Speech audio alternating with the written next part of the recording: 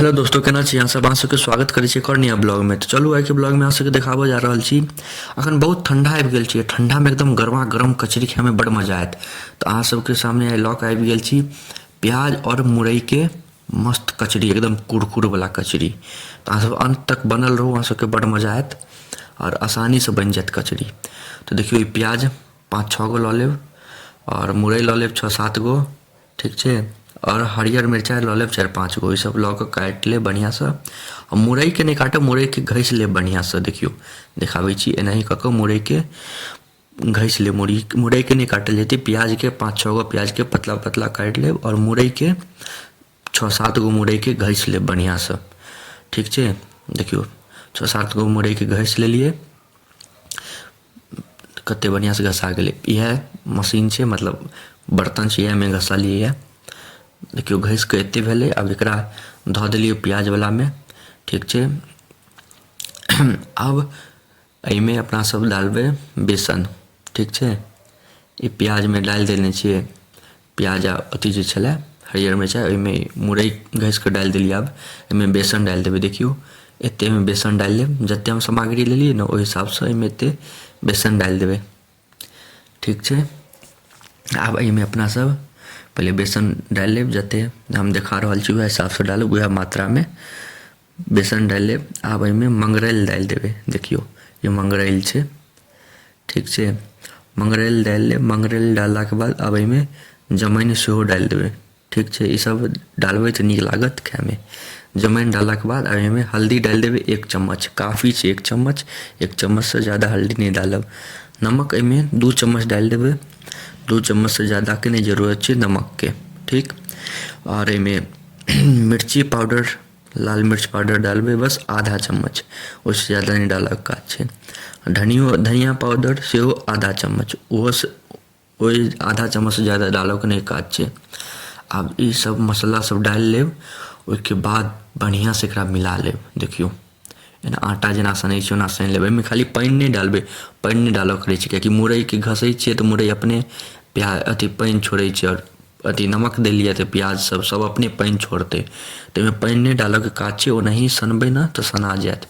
एको रत्ती पानि नहीं डालब, देखै छियै अपने धीरे धीरे सनबै ना सब सना जायत। तो जे हम सामग्री कहलू सबके पहले इकट्ठा कऽ लेब, ओहिके बाद बनेनाइ स्टार्ट करब। हम डिस्क्रिप्शनो में सब लिख कऽ हम दऽ देब, अहाँ आसानी से पढ़ि लेब, आसानी से बनि जायत, कोनो दिक्कत नहीं हैत। तो देखियो कते बढ़िया से सना गेलै एकदम बढ़िया से।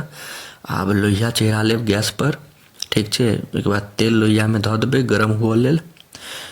गरम भऽ जायत तेल तऽ ओहिके बाद देखियो एना कचरी जकाँ बना बना कऽ, देखियो इएह हिसाब से कचरी बना लेब। देखियो कते सुंदर बनलै। एकरा एहिमे धऽ देबै तेल में। तेल गरम भऽ जायत काफ़ी तहने धऽ देबै। देखियो एखन ओते तेल गरम नहीं भेल छै, तेँ कनिक टाइम लगतै। अहाँ सब ज़्यादा गरम हैत तेल तहने देबै। देखियो पूरा एक घानी भरि लेब, 250 ग्राम तेल लागत, बुझियो ने। छनबै कनिक ज़्यादा हमसब बनाबै छियै तऽ हमरा सबके 250 ग्राम लगै छै। तो देखियो एक घानी एहिमे धऽ देलिए, एक घानी और हेतै एखन मुरई और प्याज के कचरी, एक नंबर लागत। हमर सबके की छलै, कनि तेल ज़्यादा गरम नहीं छलै, ओनाही धऽ देलिए तेँ एखन कनिक टाइम लगतै। तेल जे एकदम बहुत गरम भऽ जायत ना तो तुरंत भऽ जायत, तऽ एकरा कनिक टाइम लगतै। बीच में देखैत रहबै। देखियो अब कनिक देखै छी उल्टा कऽ, अरे देखियो काँचे छै एखन, ओते नहीं भेलै बढ़िया। देख रहल छियै एखन काँचे छै, ओहियो पार से तऽ एखन कनिक देर और चढ़ल रहऽ देबै, जे एक तरफ से कनि करकर होइ, ओहिके बाद पलटेबै। देखियो आब करकर भऽ गेल छै तऽ आब पलटा सकै छी दोसर दिसन। देखियो इम्हर से करकर भऽ गेल छै, आब इम्हर से सबके पलटा लेबै जे दुनू तरफ से करकर भऽ जाए, एकदम करकर भऽ जायत, लाल भुजुंग भऽ जायत, भूरा कलर के, ब्राउनिश जकरा कहै छियै ओहन भऽ जायत तहने निकालब। कुरकुर खाए में बड़ मजा आयत। ठंडा मौसम में चाय के साथ खाओ, या भात के साथ खाओ, या भुजा के साथ खाओ, या रोटी के साथ खाओ, किछो के साथ खाओ, बड़ मजा आयत खाए में, बड़ नीक लागत। गरमा गरम कचरी मुरई और प्याज के। तो जेना जेना हम बतेलू है बस ओना ओना अहाँ सब करबै, आसानी से बन जायत एकदम देसी तरीका से। एत मजा आयत खाए में, मुँह में पानि आबि जायत। तो देखियो सबके बढ़िया से उल्टा लेब जे टूटे फूटे नहीं। आराम से उल्टाएब आ तेल गरम है तहने देबै।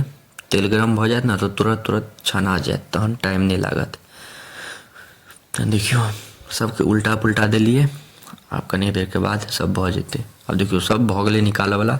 एहन जे लाल जगह भऽ जायत ब्राउनिश टाइप के तो कुरकुर खाय में नीक लागत, बहुत नीक लागत। एहन टाइप के भऽ जायत तहन सबके निकालि लेब एक एक कऽ कऽ, सब कचरी के निकालि लेब। देखै छियै कते मस्त लागि रहल छै। अहाँ सब बताउ अहाँ सबके मुँह में पानि आबि रहल यऽ कि नहीं। अहाँ सब जरूर एक बेर घर पर ट्राई करब। देखियो एक घानी और छै, एक घानी के सामग्री और बाकी है। एक घानी निकलि रहल यऽ, एक बाद एक घानी और छै, भऽ गेलै।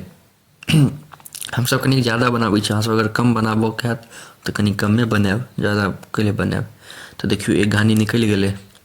बताउ अहाँ सबके केहन लागि रहल यऽ। अहाँ सब घर पर जरूर एक बेर ट्राई करब, बहुत मस्त बनलै, एक नंबर बनल यऽ।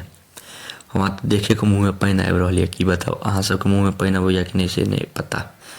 अहाँ सब कमेंट कऽ के जरूर बताएब अहाँ सबके केहन लागल। अहाँ सब घर पर जरूर एक बेर ट्राई करब, ठीक छै। और देखियो एक घानी के और बाकी छै, एकरा हम निकालि लेबै। तऽ अहूँ सब जरूर एक बेर घर पर बनाएब। तऽ मिलै छी अगला ब्लॉग में, तब तक के लिए धन्यवाद। सब्सक्राइब कऽ के जाएब।